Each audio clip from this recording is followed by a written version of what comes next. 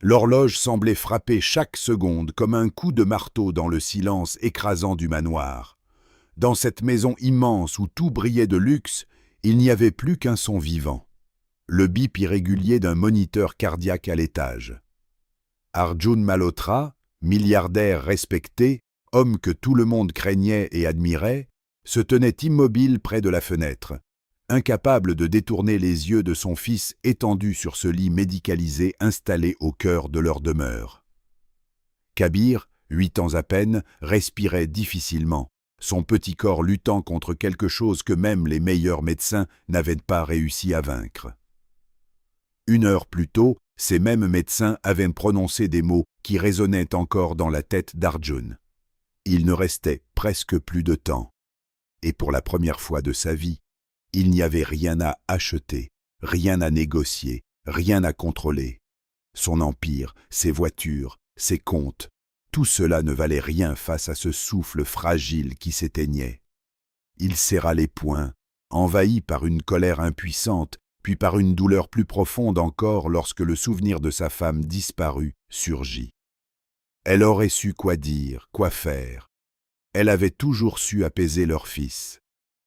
Dans l'ombre du couloir, Mehra observait en silence.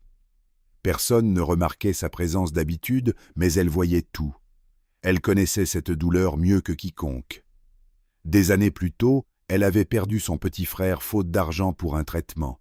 Ce souvenir brûlait encore en elle. En regardant Kabir, elle ne voyait pas seulement le fils de son employeur, elle revoyait ce qu'elle n'avait pas pu sauver. Et cette fois, une voix intérieure refusait d'accepter la même fin. Dans la cuisine plongée dans une lumière froide, Mehra fouillait frénétiquement les tiroirs, comme si chaque seconde comptait désormais autant que les battements irréguliers du cœur de Kabir. Ses mains tremblaient, mais pas de peur. C'était autre chose, une urgence venue de plus loin, de son passé. Elle revoyait sa grand-mère, dans ce petit village oublié, préparer des remèdes avec une précision presque sacrée. « Ce n'est pas la plante qui sauve, c'est l'intention derrière », lui disait-elle souvent. À l'époque, Mehra n'y croyait qu'à moitié, jusqu'au jour où elle avait vu trop de vies s'éteindre faute d'avoir tenté. Au fond d'une boîte cachée, elle retrouva le petit flacon qu'elle n'avait jamais osé utiliser.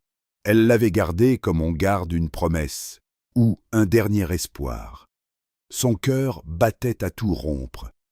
Si elle échouait, elle serait renvoyée, accusée, peut-être pire. Mais si elle ne faisait rien, elle savait déjà ce qui resterait, le regret, le même vide que celui laissé par son frère. Elle serra le flacon contre elle, comme pour y puiser du courage, puis monta les escaliers d'un pas décidé. Arjun leva brusquement les yeux lorsqu'elle entra. Son regard était dur, épuisé, presque brisé. « Qu'est-ce que vous faites ici ?» Sa voix claqua dans la pièce. Mehra s'inclina légèrement, mais ne recula pas. « Monsieur, laissez-moi essayer quelque chose. » Le silence qui suivit était lourd, presque menaçant. « Essayer ?» répéta-t-il incrédule. « Les meilleurs médecins ont abandonné. Et vous, vous voulez essayer ?» Elle fit un pas de plus, les larmes aux yeux mais la voix ferme. « Je ne vous promets rien, mais je ne peux pas rester là à regarder sans agir. Pas encore. » Ces derniers mots, presque murmurés, portaient une douleur qu'Arjun ne comprenait pas entièrement, mais qu'il ressentit malgré lui. Il regarda son fils, puis ce flacon minuscule, dérisoire face à toute la science du monde. Et pourtant, que lui restait-il à perdre? Ses épaules s'affaissèrent. Lentement, presque à contre-cœur, il hocha la tête. « Faites-le. » Mehra s'approcha du lit, ouvrit délicatement le flacon et laissa tomber quelques gouttes dans la bouche de l'enfant. Puis, rien. Le moniteur émettait toujours ce son monotone, cruel. 1 seconde, 2, 3. Arjun ferma les yeux, le cœur prêt à se briser une seconde fois, puis un bip différent, faible, presque imperceptible. Un second bip suivit le premier, puis un troisième, plus net. Arjun ouvrit brusquement les yeux, incapable de respirer. Sur l'écran, une ligne presque morte venait de trembler. « Docteur !» cria-t-il, sa voix brisée, mais remplie d'une lueur qu'il n'osait pas encore appeler espoir. Les médecins revinrent en courant, leur visage passant de la fatigue à une incompréhension totale en quelques secondes. L'un d'eux fixa le moniteur, cligna des yeux, puis posa précipitamment ses mains sur l'enfant. « C'est impossible, » murmura-t-il. Son cœur repart.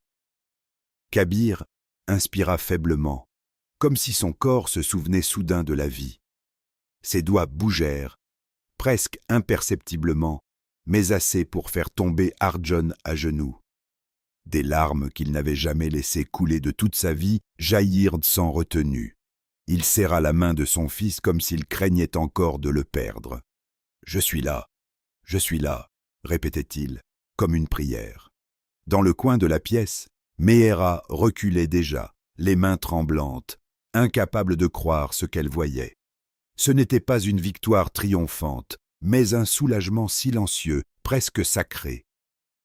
Le médecin se redressa, encore sous le choc. Son corps répond. Il se stabilise. Je n'ai pas d'explication logique.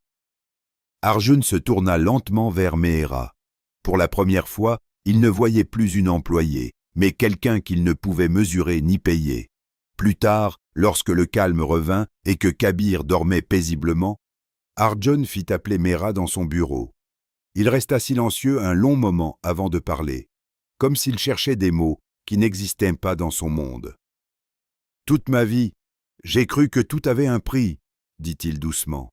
« Aujourd'hui, j'ai compris que ce qui compte vraiment n'en a aucun. » Meera baissa les yeux, simplement. « Je n'ai rien fait d'extraordinaire, monsieur. Je n'ai juste pas abandonné. » Arjun secoua la tête, un léger sourire mêlé de larmes. « Non. Vous avez fait ce que moi, avec tout mon pouvoir, je ne savais plus faire. » Quelques jours plus tard, la maison n'était plus la même. Les couloirs, autrefois silencieux, résonnaient à nouveau de rire. Kabir, encore faible mais vivant, serrait la main de Meera avec confiance. Et Arjun, lui, avait changé. Il ne parlait plus seulement de succès ou de chiffres, mais de vie, d'espoir, de seconde chance. Parce qu'il avait enfin compris une chose essentielle. Ce ne sont pas les richesses qui créent les miracles, mais les cœurs qui refusent d'abandonner